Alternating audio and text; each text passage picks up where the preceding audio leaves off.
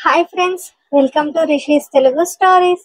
ఎవరైనా మన ఛానల్ని సబ్స్క్రైబ్ చేసుకొని వాళ్ళు ఉంటే ప్లీజ్ సబ్స్క్రైబ్ చేసుకోండి ఫ్రెండ్స్. అలానే స్టోరీ నచ్చి లైక్ చేసే వాళ్ళు తప్పకుండా హైప్ కూడా చేయండి ఫ్రెండ్స్. ఇక స్టోరీలోకి వెళ్ళిపోదాం. రామ్ అవని ఎపిసోడ్ నెంబర్ 90. దర్శనం అయిన తర్వాత ప్రసాదం తీసుకొని ఆ ఆవరణంలో ప్రశాంతంగా కూర్చున్నారు. ఆ తర్వాత చుట్టుపక్కల ఉన్న గుడిలు, పర్ణశాల దర్శించుకొని మరుసటి రోజు రాత్రికి హైదరాబాద్ బస్ ఎక్కారు. తను అవని పక్కన కూర్చుంది, కానీ ఇప్పుడు తను బాబుకి పాలు పట్టించాలంటే బాలు పక్కన తప్ప ఎవరితో కూర్చోలేదు. ఈ విషయం ఎవరికీ తెలియకుండా ఇన్ని నెలలు మేనేజ్ చేసిందంటే అది కూడా బాలు వలనే. తల తిప్పి బాలుని చూసింది చిన్ని. చిన్ని గురించి అర్థమై వెయిట్ అని సైగ చేసి అవనికి చిన్నితో కూర్చుంటా అని మెసేజ్ చేశాడు బాలు. బాలు, నాకు వెనక సీట్ కంఫర్ట్ లేదు, నేను ఇక్కడ కూర్చుంటా అంది అవని బాలు మెసేజ్ చూసి. బాలు ఆన్సర్ చెప్పేలోపు, నేను ఇక్కడ కూర్చుంటాలే అవని, నువ్వు ఇక్కడ కూర్చో అంది సుజాత లేస్తూ. అయ్యో అనుకొని, లేదులేండి, మీ వలన కాదు, అక్కడ మీకు నిద్ర పట్టదు అని అవని చెప్పేలోపే బాలు పైకి లేచి, నువ్వు ఇక్కడ కూర్చో అక్క అని, థ్యాంక్ యూ అక్క అని మెసేజ్ చేసి చిన్నీని విండో సీట్కి జరగమని చిన్ని ఇటువైపు కూర్చున్నాడు బాలు. చిన్ని, బాబుని దివు, నేను పెట్టుకుంటా అంది వాణి. వద్దమ్మా, వాడింకా నిద్రపోలేదు, నేను చూసుకుంటాలే అంది చిన్ని. పక్కన బాలుని చూసిన నార్మల్ గానే తన తలని తిప్పుకుంది వాణి.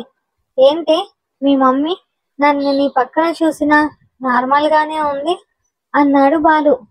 మనకు కావాల్సింది కూడా అదే కదా అంది చిన్ని. అబ్బో, సడన్ గా ఎందుకు అని నా క్వశ్చన్ అన్నాడు బాలు. ఏమో, ఆ దేవుని కరుణ అనుకో అంది చిన్ని. కాసేపటికి బాబు పాలుకి చిన్నిపై పడి డ్రెస్ పై నుంచే నోరు తెరిచి ఎంగిలి చేయడం బాలుని చూసింది చిన్ని. ఓ 5 నిమిషాలు ఉండే లైట్స్ ఆపుతారని 5-10 నిమిషాలు అయ్యాక లైట్స్ అయిపారు. చిన్ని రిలాక్స్ గా ఫీల్ అవుతూ బావకి పాలు పట్టింది. కానీ ఎంతసేపటికి చిన్ని కూడా మాట్లాడకపోవడంతో చిన్నగా ఫోన్లో టార్చ్ ఆన్ చేసి చిన్నీని చూశాడు బాలు. ఇద్దరూ నిద్రపోతున్నారని అర్థమై చిన్ని పరిస్థితి చూసి చాలా జాలిగా అనిపించింది బాలుకి. బాగా అలిసిపోయిందని ఆమె మొహం చూస్తేనే అర్థమవుతుంది. ఆమెని లేపాలనిపించకపోయినా నిద్ర లేపుతూ, చిన్ని లేయవే, డ్రెస్ సరిగ్గా వేసుకో అన్నాడు బాలు.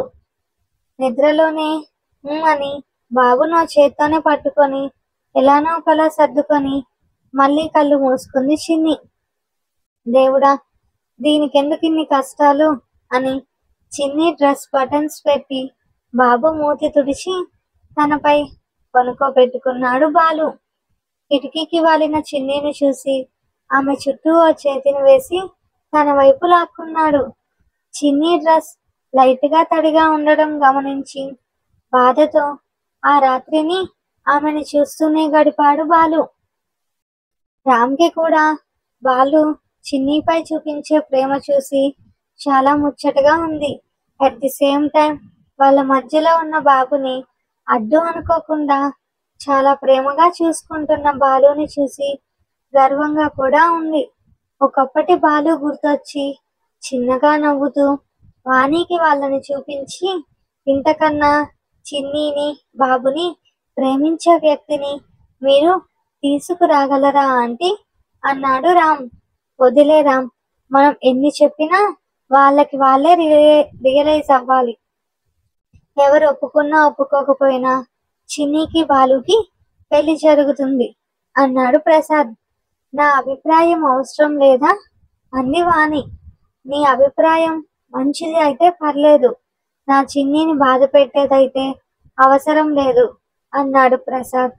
చిన్ని మీకే కాదు, నాకు కూడా కూతురు, నా కూతురి ఆనందంకి మించి నాకేం వద్దు అంది వాణి.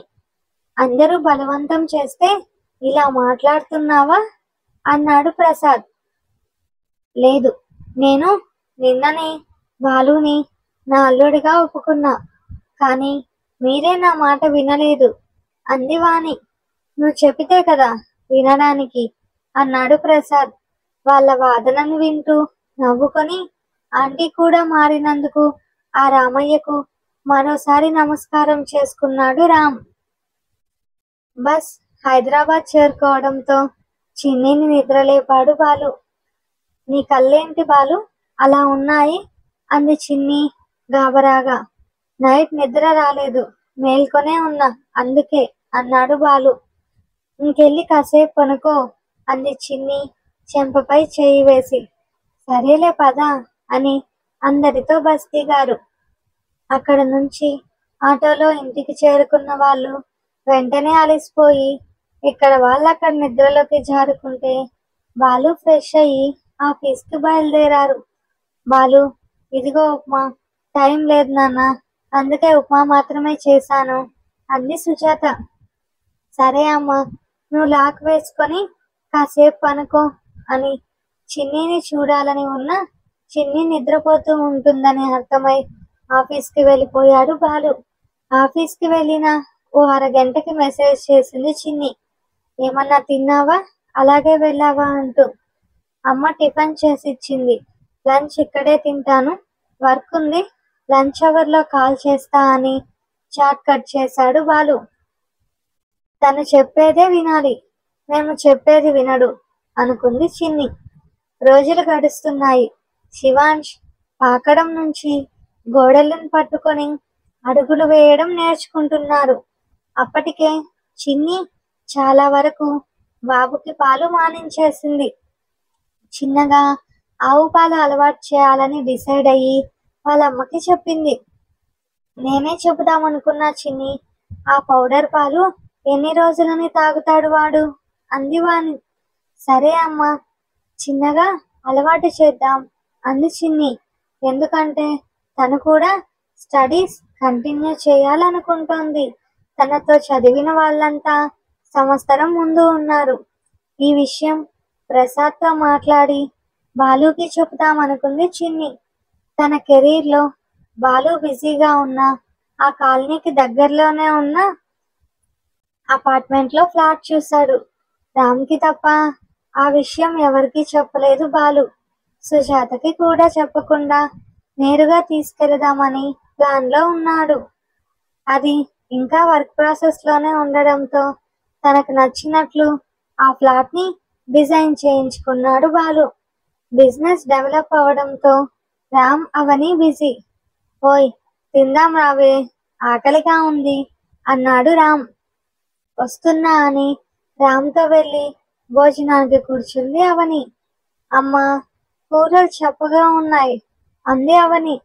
దాంతో లక్ష్మి అవనిని సీరియస్గా చూస్తూ, 4 రోజులుగా చూస్తున్నా, నేను ఎప్పట్లానే వంట చేస్తున్నా, కానీ నీకు చప్పగా ఎందుకున్నాయి, అందరికీ నార్మల్గానే కదా ఉంది అంది లక్ష్మి.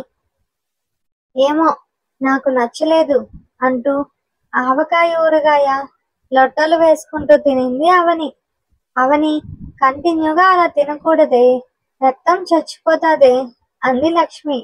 పిచ్చమ్మ, రక్తం ఎందుకు పోతుంది, అయినా నాకు ఇదే నచ్చింది, పుల్లగా కారంగా అంది అవని. వదిలేయత్త, దానికి నచ్చింది తినని అని రామనడంతో నువ్వు దాన్ని గారాబం చేయడం ఆపవా అంటూ శారద కొడుకును ఒకటేసింది. కానీ లక్ష్మి మాత్రం అవని మాటల దగ్గరే ఆగిపోయింది. ఏమైంది లక్ష్మి అంది శారద. ఎప్పటి నుంచి నీకు ఇలాగా ఉందే అంది లక్ష్మి. ఎలాగా అంది అవని. పులుపు కారం తినాలని అని లక్ష్మి అనడంతో నువ్వే అంటున్నావు కదా, ఈ 4 రోజులుగానే ఉంది అంది అవని తినడం కంప్లీట్ చేసి. అవని వెనకే కిచెన్లోకి వెళుతూ నువ్వు నెలసరి కరెక్ట్గా అయ్యావా అంది లక్ష్మి. ఆ మాట వినగానే శారద సోఫాలో నుంచి లేచి వేగంగా కిచెన్లోకి వెళ్ళిపోయింది. నారాయణ శరత్లు శారదని చూసి ఏమైంది అనుకున్నారు. ఈ నెల ఇంకా అవలేదు, వారం దాటుతోంది అని ఆగి రామ్ని చూసింది అవని. తినే కంచంలో చేయి కడగడానికి సిద్ధంగా ఉన్న రామ్ని చూసి వేగంగా వెళ్ళి అతని చేతిని పట్టుకొని ముందు తిను, ఆ తర్వాతే ఏదైనా అంది అవని. అది కాదే, ఒకసారి అంటున్న రామ్ని చూసి సైలెంట్ గా ఉండమని ఆ అన్నం తనే తినిపించింది అవని. ఆమె మాటని కాదని అడుగు కూడా ముందుకు వేయని రాముడు అతను. అలాంటిది ఆమె చేతి ముద్ద కాదనగలడా? ఇప్పుడు వెళ్ళేనా అన్నాడు రామ్ తినడం కంప్లీట్ చేశాక. ఒకసారి ఆలోచించు రామ్, జస్ట్ 1 వీక్ అయ్యిందంతే పీరియడ్స్ మిస్ అయ్యి అంది అవని. ఈ 1 వీక్ కూడా నీకిలా ఇంతవరకు ఎప్పుడూ మిస్ అవ్వలేదే అని రామనడంతో సరే నీ ఇష్టం అంది అవని. తన షర్టు వేసుకుని బైక్ కి తీసుకుని మెడికల్ షాప్ కి వెళ్ళిన రామ్ 5 నిమిషాల తర్వాత వచ్చి అవని చేతిలో టెస్ట్ కిట్ పెట్టాడు. అందరూ తననే చూస్తుంటే వాళ్ళ అమ్మ వాళ్ళ బెడ్రూమ్ లోని వాష్రూమ్ యూజ్ చేసుకుంది అవని. వెనకే వెళ్ళిపోతున్న రామ్ని గట్టిగా పట్టుకొని దానిని టెన్షన్ పెట్టకు అంది శారద. అమ్మా వదులు, నేనేం టెన్షన్ పెట్టను అన్నాడు. కానీ ప్రతి నెల అవని పీరియడ్స్ అయినప్పుడు ఆమె పడుతున్న బాధ అతనికే తెలుసు. తనకి పిల్లలంటే ఇష్టమే, కానీ మరి అవనిలా ఎదురు చూడలేదు. ఇప్పుడు మాత్రం అవని పీరియడ్స్ మిస్ అయినప్పటి నుంచి తనలో కంగారు. ఇన్ని రోజులు లేని ఆశ ఆ నిమిషం నుంచి రామ్లో మొదలైతే అవని బాధపడకుండా పాజిటివ్ రావాలని రామ్ దేవుడికి దండం పెట్టుకున్నాడు.